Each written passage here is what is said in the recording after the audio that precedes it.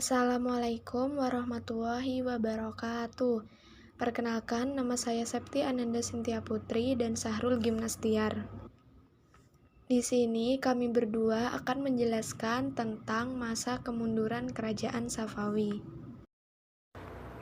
3 Kerajaan Islam. 1. Kerajaan Turki Utsmani. Berdirinya kesultanan berawal pada paruh kedua abad 6 Masehi.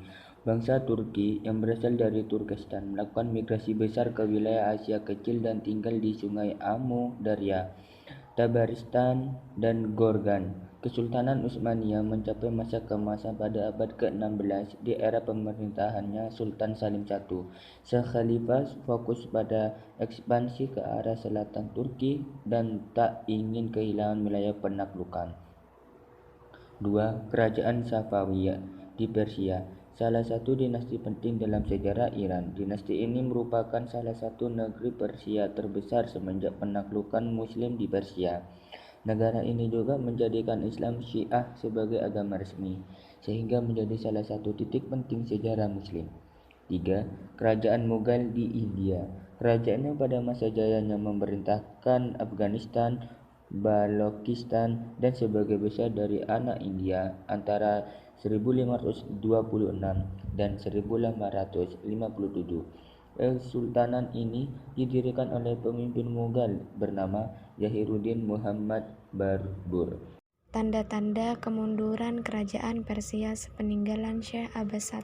Latar belakang Kerajaan Safawi. Kerajaan Safawi, Syekh Abbas I membawa kemajuan dalam 40 tahun periode kepemerintahannya dari tahun 1588 sampai 1628 Masehi.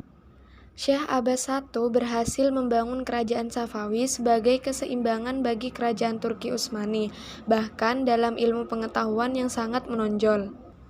Hormuz sebagai pelabuhan utama berhasil dikuasai juga oleh Syekh Abbas I, sehingga wilayah ini mampu menjamin kehidupan perekonomian Safawi. Yuk, mari kita simak tanda-tanda sepeninggalan Syekh Abbas I. Yang pertama, Safi Mirza. Yang kedua, Abbas II. Yang ketiga, Sulaiman. Yang keempat, Husain. Yang kelima, Tahmaps II. Yang keenam, Abbas III. Faktor yang menjadi kemunduran kerajaan Safawi.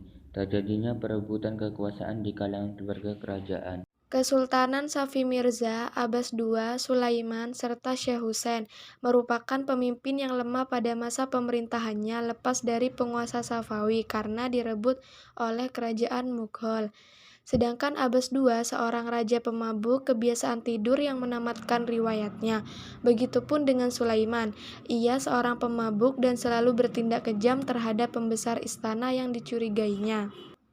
Diyakini konflik dengan Turki Utsmani sebab pertama yang menjadikan Safawi mengalami kemunduran. Syekh Husain adalah raja yang alim, akan tetapi kealiman Husain adalah suatu kefanatikan terhadap Syekh yang menyebabkan munculnya berbagai jenis Sunni di Afghanistan. Kekesalan Tahmaps II.